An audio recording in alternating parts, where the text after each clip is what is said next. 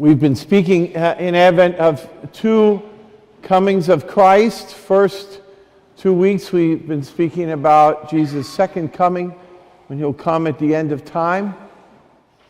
And we are now looking forward to celebrating his first coming, his birth. But St. Bonaventure, in one of his homilies, speaks of a third coming when Jesus comes into our hearts. And St. Bonaventure speaks about that as an already accomplished thing. You know, it happened one time. I think of that third coming, so to speak, a little bit differently.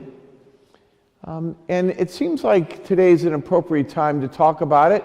We have John the Baptist, whose job was it to prepare the Israelites for Jesus' coming, the coming of the Messiah. And as we know, that some accepted Jesus and followed him, and others rejected him. And so I think of that coming not as an accomplished fact, but I always think of it in terms of the book of Revelations. If you remember in the 3rd chapter, that image where Jesus is depicted as saying, "Behold, I stand knocking at the door. Anyone who opens the door for me, I will come in and have supper with him." And so that's the way I view it, because Jesus comes to us and we have a choice to accept him or reject him, to open the door and let him in, or keep it closed. You know. And all of us have accepted Jesus to some degree, I assume, or we wouldn't be here, right? But in my own experience, my own life, but also my experience of others, it's not a one and done thing. You know, it's not Jesus comes one time, we accept him, and that's it.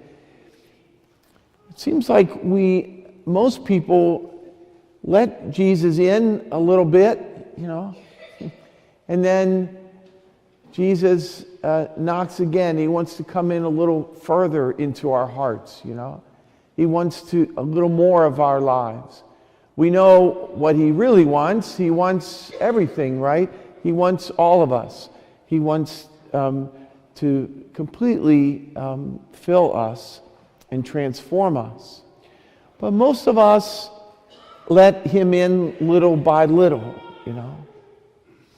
And so it seems to me on this week, like we sort of stand in the middle here. We've, as I say, we've pondered Jesus' second coming for a couple of weeks. We are looking forward with excitement to celebrating his first coming in just a few days, you know. But what I would suggest to you is that today and the next few days might be a good time to ponder this third coming, you know. How far have I let Jesus in?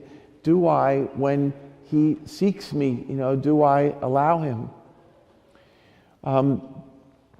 The hymn we sang in the beginning, at the end of that second verse, there's a nice little line there, you know, "Prepare we in our hearts a home that such a mighty guest may come," you know.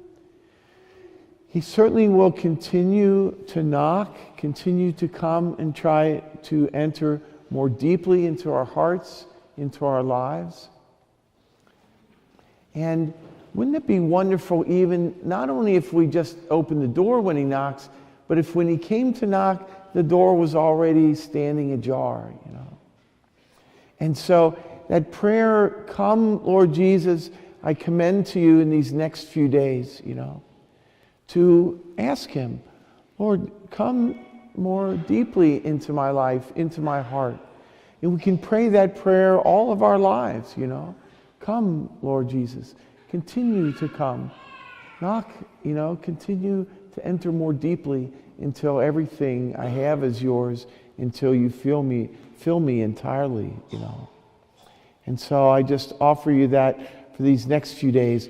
Before we celebrate Christmas, just take a slight pause and think about this third coming. Have I let Jesus in when he's knocked? Do I still resist him? Am I ready to let him in just a little more deeply into my life?